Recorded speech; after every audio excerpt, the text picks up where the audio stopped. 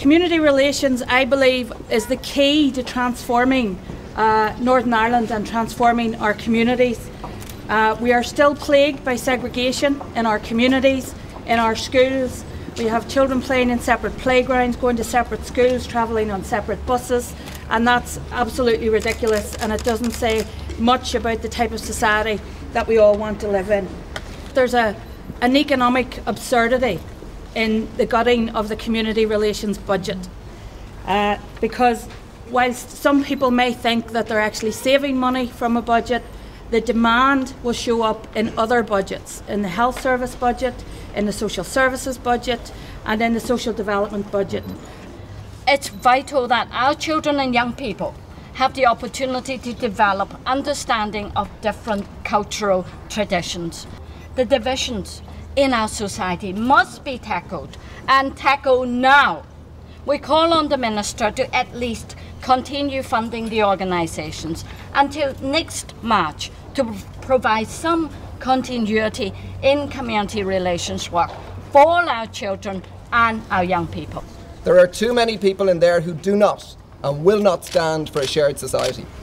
They peddle on the bigotry of our past, and they get votes off the backs of our divisions. But you're here to prove that whatever they may think about the way politics used to be in this part of Ireland, it is changing. Because young people are not as divided as the politics of that people suggest. And I'm so glad that you've come from wherever you've come today to stand up for what is a tiny amount of money, £2 million. It's a drop in the ocean. It is the sort of thing that gets lost at the bottom of a budget line. Yet there is a minister who is going out of her way to say to you that what you do is not a priority. Well, it is, and it should remain.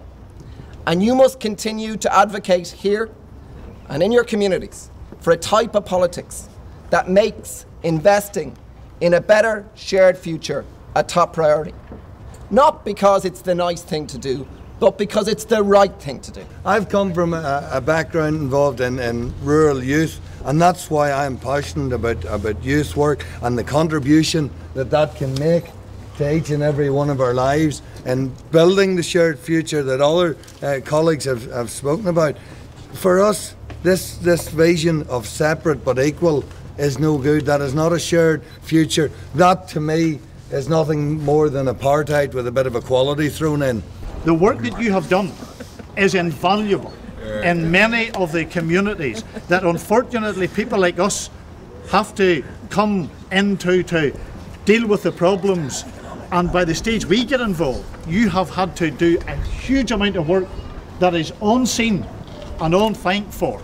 And I pay respect and thanks to you, because I think if you hadn't have done that work, there are many communities would be worse off today, because people like me wouldn't have the ability to be able to pick up the pieces in relation to dealing with the hard issues. So this is a hugely important issue in relation to community relations funding. We don't see this as being a one-person issue or a one-person decision. We see this as being an executive responsibility. We see this as being an assembly responsibility.